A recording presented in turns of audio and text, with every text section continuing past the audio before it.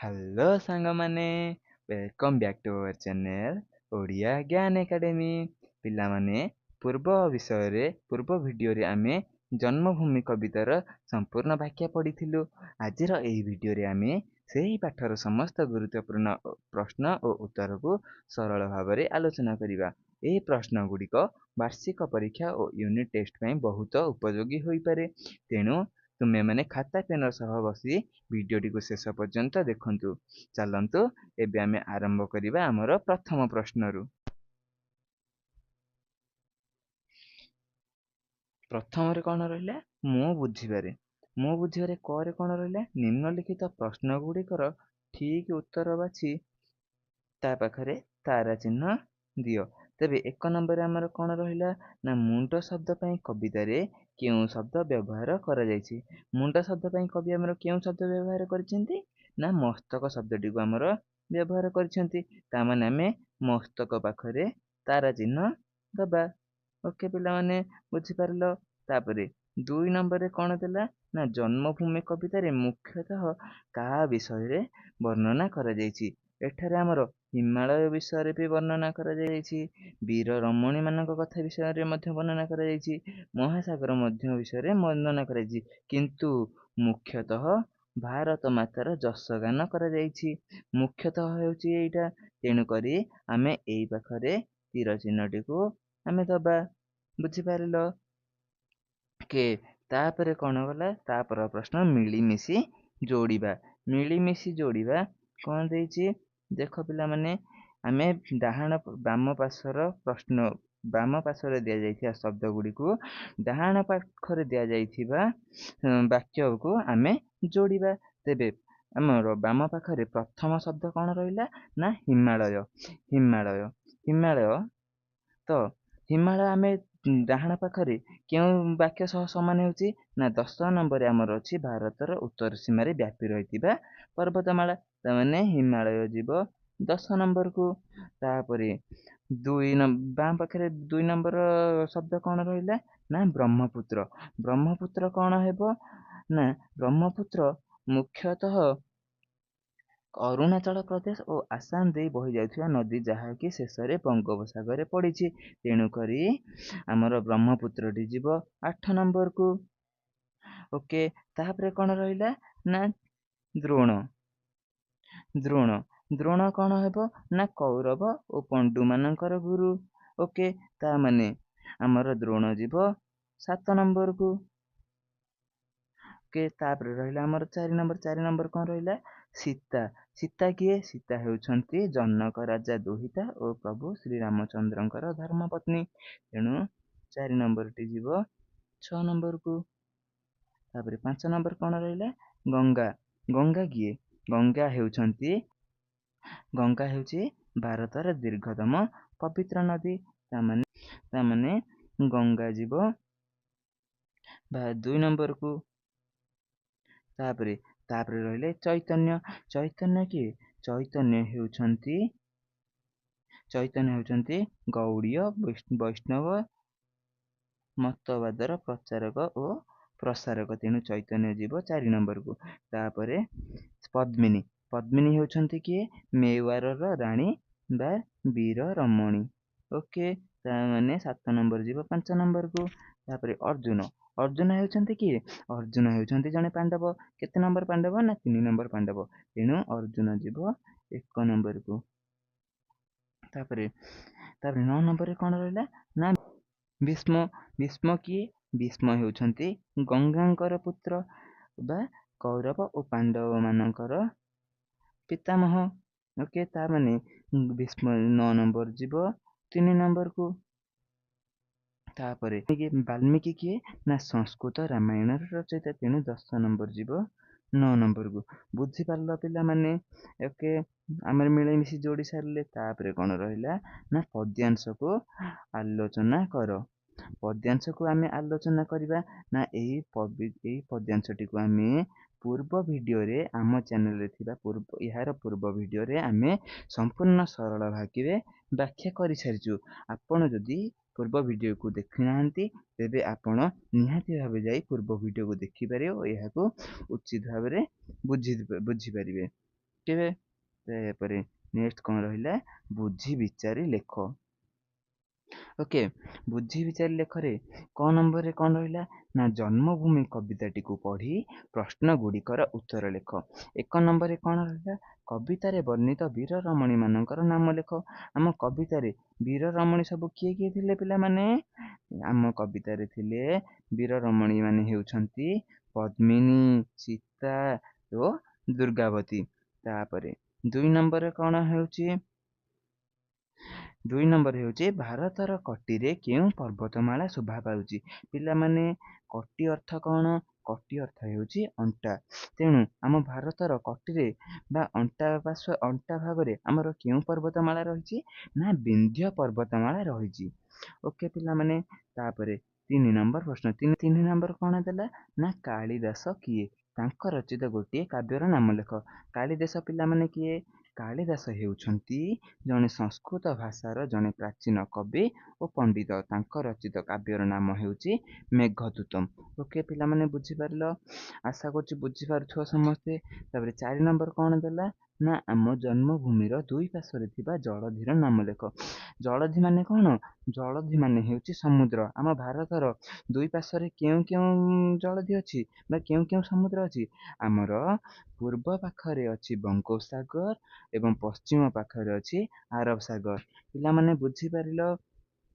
ତାପରେ 5 ନମ୍ବର କ'ଣ ଦେଲା ନା ଭାରତର ଶରୀରରେ କେଉଁ କେଉଁ ସବୁ ନଦୀମାନ ଶୋଭା ପାଉଛି। ପିଲାମାନେ ଆମ ଭାରତରେ କେଉଁ କେଉଁ ସବୁ ନଦୀ ଶୋଭା ପାଉଛି ନା ଆମ ଭାରତରେ ଶୋଭା ପାଉଥିବା ନଦୀ ଗୁଡ଼ିକ ହେଉଛନ୍ତି ଗଙ୍ଗା, ଯମୁନା, ବ୍ରହ୍ମପୁତ୍ର, ଗୋଦାବରୀ, କୃଷ୍ଣା, କାବେରୀ, ମହାନଦୀ ଇତ୍ୟାଦି କେତେ ଗୁଡ଼ିଏ ନଦୀ ଆମ ଭାରତରେ ଶୋଭା ପାଉଛି। ଓକେ ପିଲାମାନେ, ତାପରେ ଖ ନମ୍ବର କ'ଣ ଦେଲା ନା ଚୈତନ୍ୟାଦି ମହାତ୍ମା ଜନେ ପ୍ରଚାରିଲେ ବିଭୁ ନାମ ଆନନ୍ଦ ମନେ। ମହାତ୍ମାର ଅର୍ଥ ସେ ଦେଇଦେଲେ ଏବଂ ବିଭୁର ଅର୍ଥ ସେ ଦେଇଦେଲେ। ମହାତ୍ମାର ଅର୍ଥ ସବୁ କ'ଣ କ'ଣ ନା ମହାପୁରୁଷ, ବଡ଼ ଲୋକ, ମହାମାନବ, ମହାନ ବ୍ୟକ୍ତି। ତାପରେ ବିଭୁର ଅର୍ଥ କ'ଣ ନା ଈଶ୍ୱର, ପ୍ରଭୁ, ଠାକୁର, ଦେବତା ଇତ୍ୟାଦି। ତାପରେ କେତେ ଗୁଡ଼ିଏ ପ୍ରଶ୍ନ ଦେଇଛି, ତାର ଆମେ ଉତ୍ତର ଦେବା। ତାପରେ ପ୍ରଥମ ପ୍ରଶ୍ନ କ'ଣ ପଚରା ଯାଇଛି? ଚୈତନ୍ୟ କିଏ? ପ୍ରଥମ ପ୍ରଶ୍ନରେ ପଚାରିଛି। ତାହେଲେ ଚୈତନ୍ୟ କିଏ ପଚାରିଛି? ଚୈତନ୍ୟ ହେଉଛନ୍ତି ବୈଷ୍ଣବ ମତବାଦର ପ୍ରଚାରକ ଏବଂ ଜଣେ ପ୍ରସାରକ। ବୁଝିପାରିଲ ପିଲାମାନେ? ସେ କ'ଣ କରିଥିଲେ? ଦ୍ୱିତୀୟ ପ୍ରଶ୍ନରେ ପଚାରିଲା ସେ କ'ଣ କରିଥିଲେ? ସେ ସାରା ଭାରତରେ ଈଶ୍ୱରଙ୍କ ଧର୍ମବାଣୀ ପ୍ରଚାର କରିଥିଲେ। ଓକେ, ତାପରେ ତାଙ୍କୁ ମହାତ୍ମା କହିବା କାହିଁକି? 3 ନମ୍ବର ପ୍ରଶ୍ନ। ତାର ଉତ୍ତର ହେଉଛି ତାଙ୍କୁ ଆମେ ମହାତ୍ମା କହିବା କାରଣ ସେ ପ୍ରେମ ଓ ଭକ୍ତି ମାର୍ଗର ଜଣେ ପ୍ରଚାରକ ଥିଲେ ଏବଂ ତାଙ୍କ ଜୀବନରେ ସେ ବହୁତ ସମୟ ଜଗନ୍ନାଥ ଧାମରେ କାଟିଥିଲେ। ତେଣୁ କରି ଆମେ ତାଙ୍କୁ ମହାତ୍ମା ବୋଲି କହିବା। ବୁଝିପାରିଲ? ତାପରେ କ'ଣ ଦେଲା ନା ମେଳ କର। ଆମେ କ ସ୍ତମ୍ଭର କବିତା ସହିତ ଖ ସ୍ତମ୍ଭକୁ ଆମେ ମିଳନ କରିବା। ପିଲାମାନେ ଏଇ ଯୋଉ ଆମର ବାମ ପଟେ ସବୁ କ'ଣ ଦେଇଛି? ଆମର ବାମ ପଟେ ସବୁ ଦେଇଛି ଆମର କବିତା ଗୁଡ଼ିକ ଏବଂ ଡାହାଣ ପଟେ ଦେଇଛି ତାର ଅର୍ଥ ଗୁଡ଼ିକ। ଏବଂ ଆମ ଅର୍ଥ ଗୁଡ଼ିକ ପୂର୍ବ ଭିଡ଼ିଓରେ ଆମେ ସମ୍ପୂର୍ଣ୍ଣ ଭାବେ ବୁଝି ଦେଇଥିଲେ। ତେଣୁକରି ଆମେ ପୂର୍ବ ଭିଡ଼ିଓ ଯେଉଁମାନେ ଦେଖିଦେଇଥିବେ ସେମାନେ ନିଶ୍ଚିନ୍ତ ବୁଝି ଯାଇଥିବେ। ତେଣୁକରି ଯେଉଁମାନେ ଦେଖିନ ଜଲ୍ଦି ଯାଇ ଏଇ ଭିଡ଼ିଓଟି ସରିଲା ପରେ ତମେମାନେ ଜଲ୍ଦି ଯାଇକି ୟାର ପୂର୍ବ ଭିଡ଼ିଓଟିକୁ ଦେଖିଦେବ। ଓକେ ପିଲାମାନେ, ତାପରେ ସ୍ତମ୍ଭ କରେ 1 ନମ୍ବରରେ କ'ଣ ଦେଲା ନା ଜନ୍ମ ମିଳେ ତୋ କୋଳରେ କେତେ ସୁର ବୀରନରେ। ତାର ଅର୍ଥ କ'ଣ ନା ଭାରତ ମାତାର କୋଳରେ ଅନେକ ସୁର, ବୀର ଓ ମହାମାନବ ଜନ୍ମ ନେଇଛନ୍ତି। ଓକେ, ତାର 2 ନମ୍ବରରେ କ'ଣ ଦେଲା ନା ତୋ ଆନନ୍ଦେ ହୋଇବା ସୁଖୀ, କାନ୍ଦିବା ଦୁଃଖରେ ତୋର ହୋଇନ ଦୁଃଖୀ। ଓକେ ପିଲାମାନେ, ତାର ଅର୍ଥ କ'ଣ ନା ଆମ ଜନ୍ମଭୂମିର ଉନ୍ନତି ବା ପ୍ରଗତିରେ ସୁଖ ଅନୁଭବ କରିବା ଓ ଅବନତିରେ ଦୁଃଖୀ ହେବା। ଓକେ, 3 ନମ୍ବର ପ୍ରଶ୍ନର ଉତ୍ତର କ'ଣ? 3 ନମ୍ବର ଅର୍ଥ କ'ଣ ନା ସମସ୍ତେ ତୋର ଦୁହିତା ପଦ୍ମିନୀ ସାବିତ୍ରୀ ସୀତା। ତାର ଅର୍ଥ ହେଉଛି ନା ପଦ୍ମିନୀ, ସାବିତ୍ରୀ, ସୀତା ପ୍ରଭୃତି ସମସ୍ତ ବୀର ରମଣୀ ଭାରତ ମାତାର ଦୁହିତା ଅଟନ୍ତି। ଓକେ, ସମସ୍ତେ ବୁଝିପାରିଲ?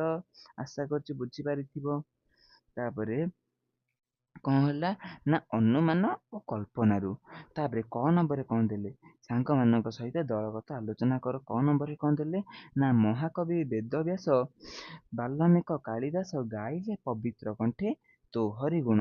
ତାପରେ କବିତାଟା ଦେଇ ସାରିଲା ପରେ ଏଠାରେ କିଛି ପ୍ରଶ୍ନ ପଚାରିଛି, ତାକୁ ଚାଲ ଆମେ ଏବେ ସଲ୍ଭ କରିବା। ପ୍ରଥମରେ କଣ ଦେଲା? କେଉଁମାନଙ୍କୁ ମହାକବି ବୋଲି କୁହାଯାଇଛି? କେଉଁମାନଙ୍କୁ ମହାକବି ବୋଲି କୁହାଯାଇଛି ପିଲାମାନେ? ନା ଏଠି ଦେଇଛି ମହାକବି ବେଦବ୍ୟାସ, ବାଲ୍ମୀକି ଏବଂ କାଳିଦାସ, 3 ଜଣ ହେଉଛନ୍ତି ମହାକବି। ଓକେ, ତାପରେ ତାର ଦ୍ୱିତୀୟ ପ୍ରଶ୍ନ କଣ ପଚାରିଲା? ସେମାନଙ୍କ ଲିଖିତ ଧର୍ମଗ୍ରନ୍ଥର ନାମ ଉଲ୍ଲେଖ କର। ଓକେ, ପ୍ରଥମରେ ବେଦବ୍ୟାସ କଣ ଲେଖିଥିଲେ? ନା ସଂସ୍କୃତ ମହାଭାରତ ଲେଖିଥିଲେ। ତାପରେ ବାଲ୍ମୀକି କଣ କରିଥିଲେ? ନା ରାମାୟଣ ଲେଖିଥିଲେ। ତାହେଲେ କାଳିଦାସ କଣ ଲେଖିଥିଲେ? ନା କାଳିଦାସ ମେଘଦୂତମ ନାମକ ଏକ କାବ୍ୟ ରଚନା କରିଥିଲେ। ଓକେ, ତାପରେ ଖ ନମ୍ବରରେ ଆମର କଣ ପଚାରିଲା?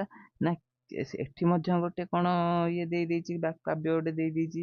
କେତେ କେତେ ପୁଣ୍ୟବତୀ, କେତେ ପତିବ୍ରତା ସତୀ, କେତେ ବୀର ନର ନାରୀ, କେତେ ବୀର ଜନନୀ। ତାପରେ ପ୍ରଶ୍ନଟି କଣ? ଏଇଟା ହଉଛି ଏହାର ଏଥିରେ ପ୍ରଶ୍ନଟି ମଧ୍ୟ ଗୋଟିଏ ପଚାରିଛି। ପ୍ରଶ୍ନଟା କଣ ପଚାରିଛି? ନା ଏହି କବିତାରେ ବୀର ନାରୀ ବୋଲି କାହାକୁ କୁହାଯାଇଛି ଓ କାହିଁକି କୁହାଯାଇଛି? ତେବେ ତାର ଉତ୍ତରଟି କଣ ହେବ ପିଲାମାନେ? ଏହି କବିତାରେ ପଦ୍ମିନୀ, ସୀତା, ସାବିତ୍ରୀ ଏବଂ ଦୁର୍ଗାବତୀଙ୍କୁ ବୀର ନାରୀ ବୋଲି କୁହାଯାଇଛି। କାହିଁକି ନା ସେମାନେ ନିଜ ନିଜର ସତୀତ୍ୱ, ପତିବ୍ରତା, ବୀରତ୍ୱ ଓ ସାହସିକତା ପାଇଁ ଅମର ହୋଇ ରହିଛନ୍ତି। ସେଥିପାଇଁ କବିତାରେ ଆମେ ତାଙ୍କୁ ବୀର ନାରୀ ବୋଲି କହିପାରିବା ବା କୁହାଯାଇଛି। ଓକେ, ତାପରେ କଣ ଦେଲା? ନା ଶବ୍ଦର ଭିନ୍ନ ଭିନ୍ନ ରୂପ। ଶବ୍ଦର ଭିନ୍ନ ଭିନ୍ନ ରୂପ। ଭିନ୍ନ ଭିନ୍ନ ରୂପ ଅର୍ଥ କଣ? ଯେପରି ଦେଇଛି ଆମର ଏଠି ଚରଣର ଆମର 3ଟା ଅର୍ଥ ଦେଇଛି ହେଲା। ଚରଣର 3ଟା ଅର୍ଥ କଣ କଣ ଦେଲା? ନା ପଦ, ପାଦ ଓ ପୟର। ସେଇଭଳି ଆମେ ଏତକ ଶବ୍ଦର ଆମେ 3ଟି କିମ୍ବା 4ଟି ଅର୍ଥ ଲେଖିବା, ଭିନ୍ନ ଭିନ୍ନ ଶବ୍ଦ ଆମେ ଲେଖିବା। ତାହେଲେ ପ୍ରଥମରେ ନଦୀର ଅର୍ଥ କଣ କଣ ସବୁ ହବ? ନା ତଟିନୀ, ତରଙ୍ଗିଣୀ ଓ ଶ୍ଵେତସିନୀ ଇତ୍ୟାଦି ନଦୀର ଆମେ ସମାନ ଅର୍ଥ ବୋଲି କହିପାରିବା। ତାପରେ ପଚାରିଲା ଭୂମି। ଭୂମି କଣ? ନା ଭୂମିର ଅନ୍ୟ ଶବ୍ଦ ଗୁଡ଼ିକ ହେଉଛି ଧରା, ଧରଣୀ, ଧରିତ୍ରୀ, ବସୁଧା। ଜନନୀର କଣ ହବ?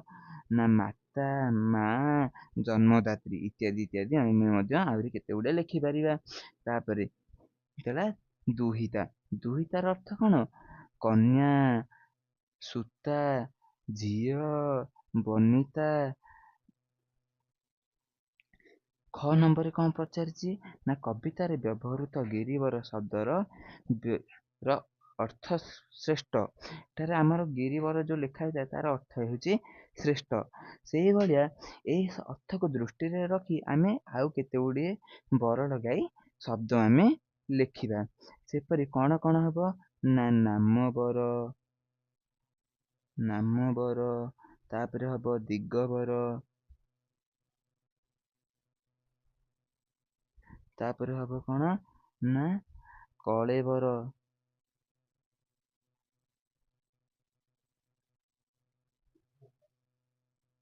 ତାପରେ ହବ କଣ?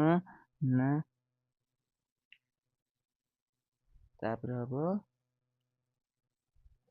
ତାପରେ ହବ ମୋର ସ୍ୱୟଂବର, ତାପରେ ହବ ଖବର,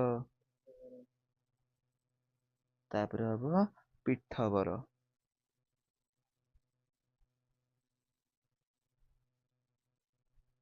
ଓକେ ପିଲାମାନେ, ଆଶା କଲି ବୁଝିପାରୁଥିବ। ତାପରେ ଆମର ଶେଷ ପ୍ରଶ୍ନ ରହିଲା କିଛି କିଛି ଭିନ୍ନ, କିଛି କିଛି ସମାନ।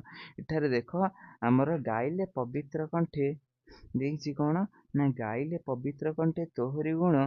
ତାର ଏଇଟା ଆମର ବହିରୁ ଦେଇଦେଲା ଏଇଟା। ଓକେ, ତାପରେ ଏଇଟା କଣ କରିଛି? ନା ଗୋଟେ ମନକୁ ସିଏ ତାର ଗୋଟେ କବିତାଟେ ଲେଖିଛି, ଯୋଡ଼ିଛି, ଯେତେ ଜଇଁଥିଲେ ମାନବ ଗଣ ହେଲା। ତାପରେ ଗୁଣ ଓ ଶବ୍ଦ ଦ୍ୱୟ ମଧ୍ୟରେ କେବଳ ଗୋଟିଏ ମାତ୍ରାର ଭିନ୍ନତା ଅଛି, ଫଳରେ ତାର ଅର୍ଥ ସମ୍ପୂର୍ଣ୍ଣ ରୂପେ ବଦଳି ଯାଉଛି। ତେବେ ଆମେ ଆମ ସାଙ୍ଗମାନଙ୍କ ସହିତ ଦଳଗତ ଆଲୋଚନା କରି ଏପରି ଆଉ କେତେ ଗୁଡ଼ିଏ ଶବ୍ଦ ଆମେ ଖାତାରେ ଲେଖିବା। ତ ଚାଲ ଆମେ ଆଲୋଚନା କରିବା କ'ଣ କ'ଣ ସେଗୁଡ଼ା। ନା ଅଂଶ ଅଂଶ ଅଂଶ ଅଂଶ ଅଂଶ ଆମର ଦିଟା ଶବ୍ଦ ରହିଯାଉଛି।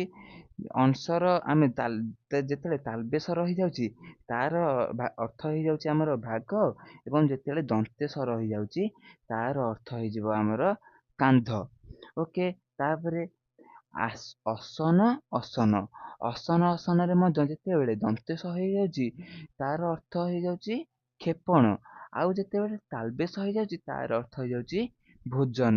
ତାପରେ କୂଳ ଏବଂ କୂଳ, କୂଳ କୂଳରେ ଗୋଟେ ହେଉଛି ହର୍ଷ କୂଳ ଆଉ ଗୋଟେ ହେଉଛି ଦୀର୍ଘ କୂଳ।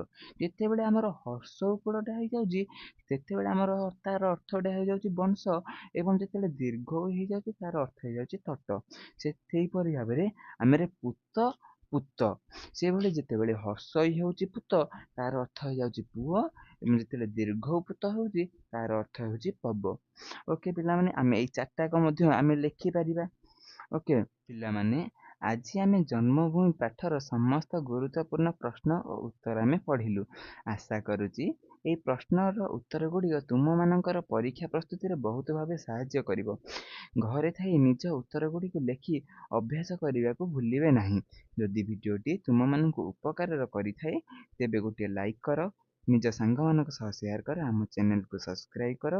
ଆଗାମୀ ଭିଡ଼ିଓରେ ଆମେ ଆଉ ଏକ ନୂଆ ପାଠର ବ୍ୟାଖ୍ୟା ଏବଂ ପ୍ରଶ୍ନ ଉତ୍ତର ସହିତ ଦେଖା ହେବା। ସେ ପର୍ଯ୍ୟନ୍ତ ମନ ଲଗାଇ ପାଠ ପଢ଼, ସୁସ୍ଥ ରୁହ। ଧନ୍ୟବାଦ। ଜୟ ଜଗନ୍ନାଥ, ଜୟ ହିନ୍ଦ।